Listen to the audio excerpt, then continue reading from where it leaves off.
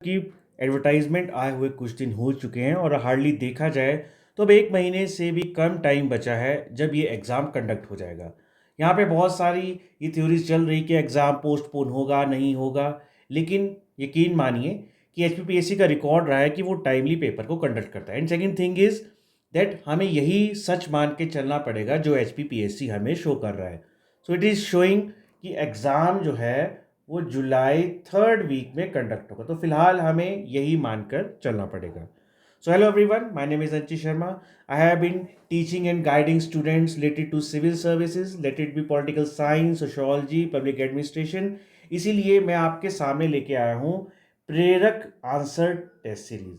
Political science से related होगी, तो वो कैंडिडेट्स जिनका सेट नेट ऑलरेडी क्लियर है या फिर अवेट कर रहे हैं, ठीक है, जो ऑलरेडी प्रेपरेशन मोड में आ चुके हैं और पेपर 2 के कॉन्सेप्ट्स जिनके क्लियर हैं, क्योंकि मेरा ये मानना है कि सिर्फ 1 महीने में पूरे कोर्स को बताना, पूरे कोर्स को समझाना और रेडी करना थोड़ा सा टफ है।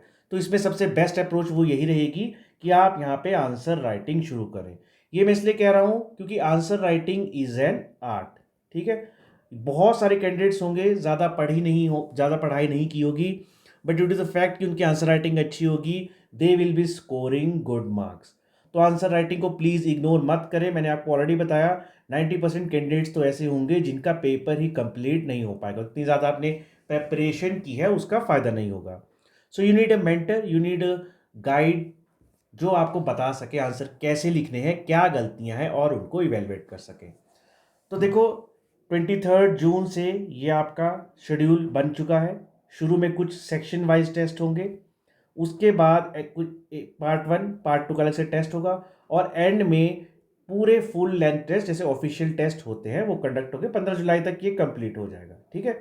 तो जैसे टेस्ट 1 होगा, उसका फुल सिलेबस यहाँ पे गिवन है, ये ऑफिशियल सिलेबस में से आया है। तो 23 जून को आपने क्या क्या पढ़ना है यहाँ पे गिवन होगा, राइट।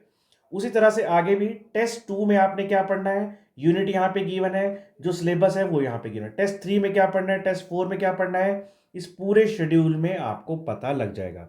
और जो पेपर होगा आपका ऑफिशियल पेपर आएगा, कुछ इस तरह से आएगा, राइट। तो जैसे मैंने एचएएस मेंस के कैंडिडेट्स को भी गाइड किया है, उनके पॉलिटिकल साइंस के पेपर भी फ्रेम किए हैं, चेक किए हैं, तो उसी तर्ज पे ये पेपर भी आने वाला है, ठीक है।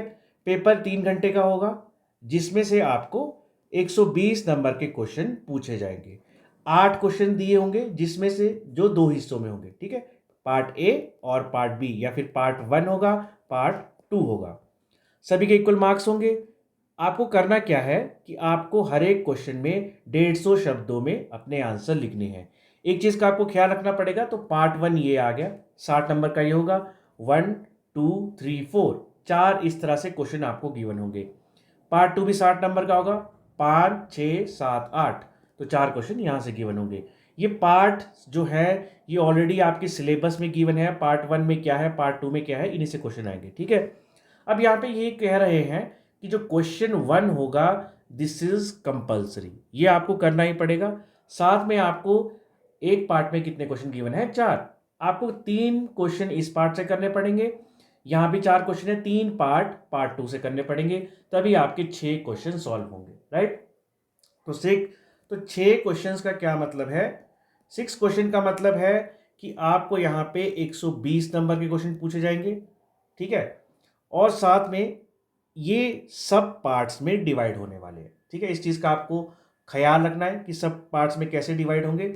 देखो, पहला क्वेश्चन है, उसके 1 2 3 4 पार्ट होंगे। दूसरे क्वेश्चन के भी 1 2 3 4 पार्ट होंगे। तो 5 5 नंबर के ये पेपर होगा।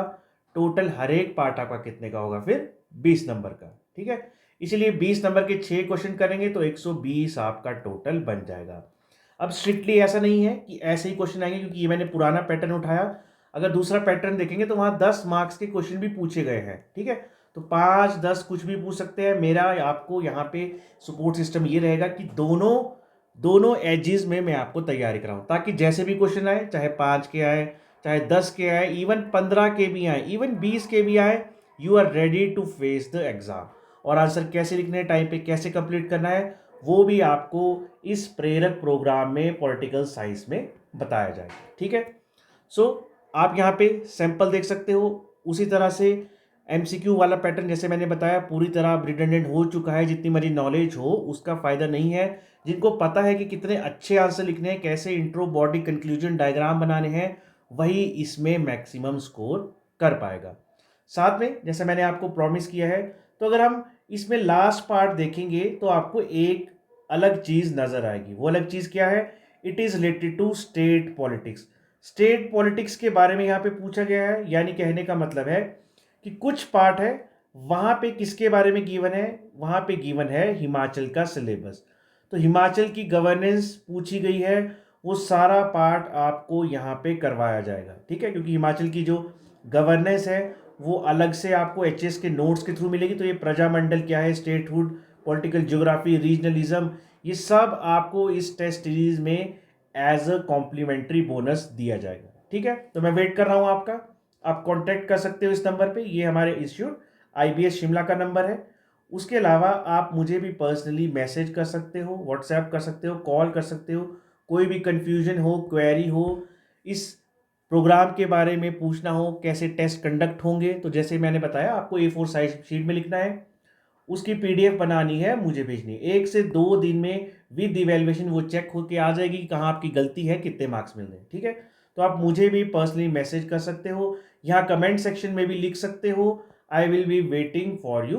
तो ओनली जो सीरियस डेडिकेटेड कैंडिडेट्स हैं उनके लिए वेलकम है ये program, right? So all the very best. I will be waiting for you. Thank you so much.